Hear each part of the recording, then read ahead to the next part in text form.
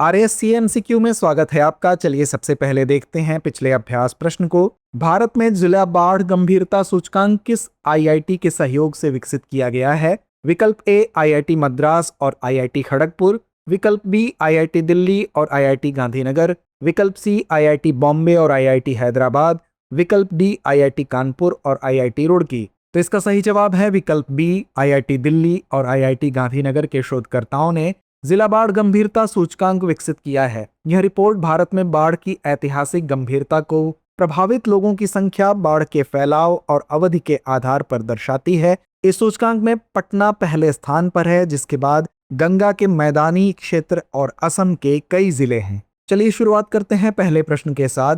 हाल ही में किस देश को WHO ने ह्यूमन अफ्रीकी ट्रिपैनोसोमियासिस से मुक्त घोषित किया है? विकल्प ए घाना, विकल्प बी केन्या, विकल्प सी रवांडा या विकल्प डी बेनिन। तो इसका सही जवाब है विकल्प बी केन्या। हाल ही में विश्व स्वास्थ्य संगठन ने केन्या को मानव अफ्रीकी ट्रिपैनोसोमियासिस को सार्वजनिक स्वास्थ्य समस्या के रूप में समाप्त करने की मान्यता दी है। केन्या यह उपलब्धि हासिल करने वाला 10वां देश बन गया है। यह ट्रिपैनोसोमा ब्रूसी नामक रक्त परजीवी के कारण होता है। यह मनुष्यों में सी मक्खियों के काटने से फैलता है। कृषि, मछली पकड़ने, पशुपालन या शिकार पर निर्भर ग्रामीण आबादी को इसके संक्रमण का सबसे अधिक खतरा होता है। निम्नलिखित में से किसे 2025 में बिहार का नया मुख्य सचिव नियुक्त किया गया है? विकल्प ए अमृत लाल मीणा, विकल्प बी त्रिपुरारी शरण, विकल्प सी प्रत्यय अमृत या विकल्प डी दीपक कुमार। तो इसका सही जवाब है विकल्प सी प्रत्यय अमृत।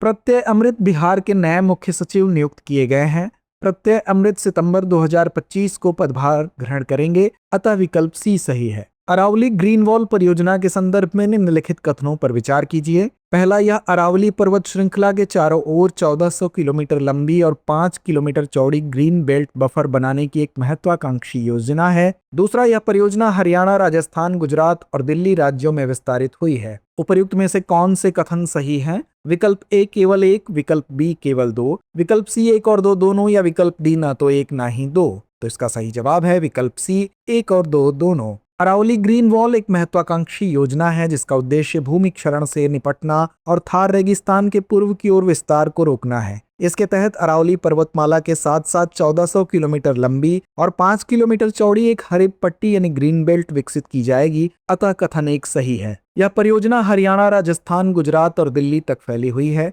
जिसका उद्देश्य पोरबंदर से पानीपत तक की बंजर भूमि को पुनर्स्थापित करना है, अतः कथन दो सही है। हाल ही में खबरों में रहा कामचटका प्रायद्वीप निम्नलिखित में से किस जल निकाय के बीच स्थित है? विकल्प ए काला सागर और कैस्पियन सागर, विकल्प बी जापान सागर और पीला सागर, विकल्प सी ओखोटस्क सागर और प्रशांत महासागर या विकल्प डी आर्कटिक महासागर और कारा सागर। तो इसका सही जवाब है विकल्प सी ओखोटस्क सागर और प्रशांत महासागर। कामचटका प्रायद्वीप पैसिफिक रिंग ऑफ फायर पर स्थित है। इसके पश्चिम में ओखोटस्क सागर और पूर्व में प्रशांत महासागर तथा बेरिंग सागर हैं। यह प्रायद्वीप प्रशांत और उत्तर अमेरिकी विवर्तनिक प्लेटों के संगम पर स्थित है, जिससे यह अत्यंत सक्रिय भूकंपीय क्षेत्र बन जाता है। यहाँ दो प्रमुख पर्वत श्रृंखलाएं हैं, श्रेडिनी और वोस्तोचनी। तो आइए अंत में नोट करते हैं आज का अभ्यास प्रश्न। विश्व कुश्ती चैंपियनशिप यानी WWC के संदर्भ में निम्नलिखित में से कौन सा कथन सही है? विकल्प ए WWC का आयोजन भारतीय कुश्ती महासंघ द्वारा किया जाता है।